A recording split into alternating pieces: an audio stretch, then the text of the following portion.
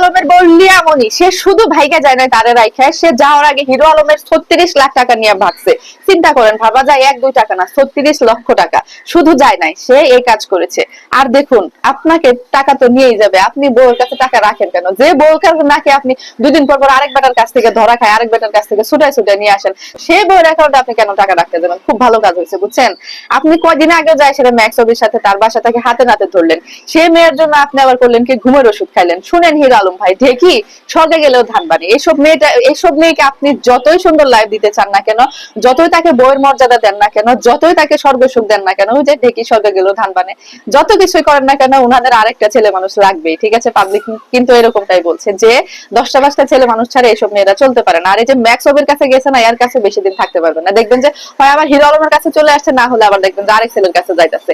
নাচানাচি ছাড়া এরা থাকতে পারে না, নাচানাচি ছাড়া এদের পেটের ভাত হজম হয় না। এই যে কটা ভাত খায়, যে এই ভাতগুলো যে হজম করতে হবে, এই হজম করার জন্য তাদের অন্য ছেলে মানুষের সাথে নাচানাচি করতে হয়, এমনটাই কিন্তু আসলে বলতেছে পাবলিক।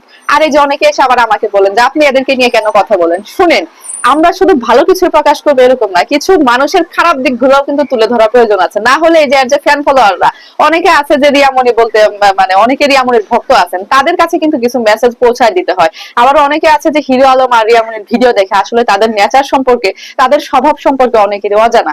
আমার উদ্দেশ্য হচ্ছে যে শুধু ভালো কিছু না, তারা যে কাজগুলো করে সেই কাজগুলো আসলে মানুষের মাঝে পৌঁছায় দেওয়াটা। ঠিক আছে, এই জন্য এই কারণে আমি আসলে ওদেরকে নিয়ে কথা বলি। আর এদেরকে নিয়ে শুধু আমি না, এদেরকে নিয়ে দেশের প্রথম সারির পত্রিকা প্রথম আলো থেকে শুরু করে বিভিন্ন নিউজ চ্যানেল পর্যন্ত এদেরকে নিয়ে নিউজ করতে থাকে। কেন করতে থাকে আমি জানি না।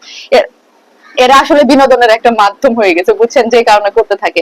আর হচ্ছে যে এই যে হিরো আলম ভাইকে বলি যে আপনিও দেখা যায় যে অনেকগুলো বিয়ে করছেন, অনেকগুলো বিয়ে করার পর আপনার এই যে রিয়ামণিকে নিয়ে আপনাকে কেন ব্যস্ত থাকতে হবে? আপনাকে এই রিয়ামণির প্রতি একটা কেন এত ভক্তি দেখাইতে হবে? আপনার তো আরো কতগুলো বউ ছিল, সেগুলো নিয়ে আপনি সুন্দরভাবে সংসার করতে পারতেন। আপনিও যেরকম, আপনার বউ সেরকম। আর অনেকে বলতেছে যে হিরো আলম যেটুকু না খারাপ, তার চেয়ে 100 গুণ বেশি খারাপ হচ্ছে যে হিরো আলমের বউ আর কি।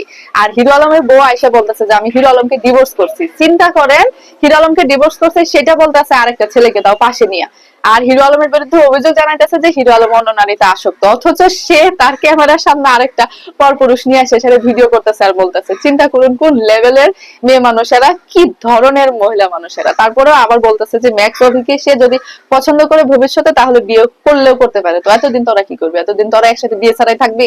অবশ্যই এদের বিয়ের কোনো ঠিক নাই, এদের ডিভোর্সের কোনো ঠিক নাই। হিরো আলম দেখলাম যে কদিন আগে বউ বদল করলো, ম্যাক্স অভির বউ নিয়ে সাথে ভিডিও করলো, ম্যাক্স অভি হিরো আলমের বউর সাথে ভিডিও করে দেখে কি একটা অবস্থা। চিন্তা করেন, মানে এদের অবস্থা, এদের যে কার্যকলাপ, এদের যে কাহিনী, এগুলো দেখলে হাসবো কাঁদবো নাকি থু দিব সেটাই বুঝতে পারি না, বুঝছেন? মানে সত্যি বিনোদনের আরেক নাম হচ্ছে এই যে হিরো আলম, আর এই যে হিরো আলমের এইসব কীর্তিকলাপ, মানে সত্যি